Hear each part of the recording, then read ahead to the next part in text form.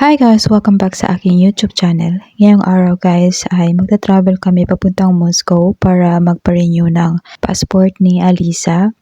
At ngayon na nandito na kami sa station or train station. Magte-train lang kami papunta doon sa Moscow. Siguro mga 2 hours and a half ang travel namin. So yun, magpa-renew kami ng passport kasi expire na yung passport ni Alisa ngayong December yata. Oo, mga ganong month. Kailangan na namin siyang i-renew kasi anytime, hindi natin alam baka uuwi kami sa Pilipinas. At least ready na siya.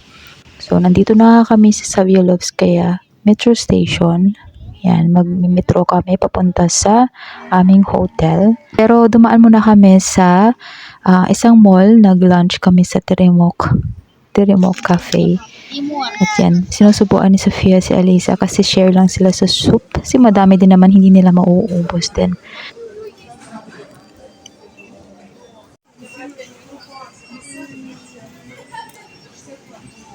At ngayon ay nasa hotel na kami. Nagstay kami dito ng isang gabi. Hindi nga namin alam kung bakit kami magstay dito kasi kakayanin naman sa susunod na araw na oras namin. Kakayanin naman pero hindi ko alam kung bakit nag-book pa si asawa ng hotel. Sa isang room, merong 2 kwarto. Malaki-laki din yung room na to. Siyempre excited yung mga bata. Pagdating sa hotel talaga lagi silang excited. Makikita kong mga bagong like bed, halimbawa.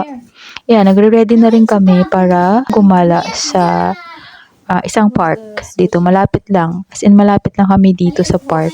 Namimili sila ng bed kung saan sila matutulog. Pero gusto ni Sofia sa kabilang room pero hindi ko siya pinayagan kasi parang hindi ako komportable na sa kabilang room siya mag-isa. Kaya Alex na nun sa kabilang room. Gagala kami dyan. Ayan, sobrang lawak ng park na yun guys, sa Kolomenskoye Park. Sobrang ganda dito. Tsaka may mga apples dyan, madaming mga taong namimitas ng mansanas. Kasi yung place na to, as in sobrang daming mga puno ng mansanas. Kaya kahit sino pwedeng mamitas. Pero alam nyo, tinikman ko sobrang asim. Siguro gagawin nilang cider yan. Kaya namimitas sila para gawing apple cider.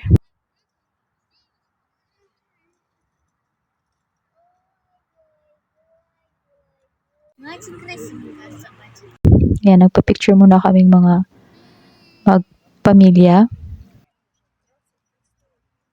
At syempre kinabukasan, nag-check out na rin kami kaagad at pumunta sa Philippine Embassy para, ayun na nga, magpa-renew ng passport.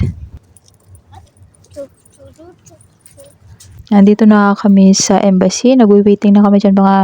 May nakilala pa kami mga Pinoy syempre. At bumili na din pala ako ng puto, kutsinta, at saka suman. Tinikman ng mga bata at nagustuhan nila. Ayan, naglakad lang kami galing sa embassy. Papunta naman dapat sa planetarium kami pupunta. Kaya lang hindi kami natuloy. Kasi hindi available yung gusto kong panoorin. Pumasok lang kami tapos lumabas na din kaagad. Nagpa-picture lang sa mga planets sa labas niyang planetarium. Mabilis lang kami dyan. Tsaka madami din kaming gamit kasi pauwi nga rin kami. At dumaan na rin pala kami sa Momo para mag-lunch. At kumain na naman si Sofia ng suman. Naghihintay kami ng train papuntang Dubna.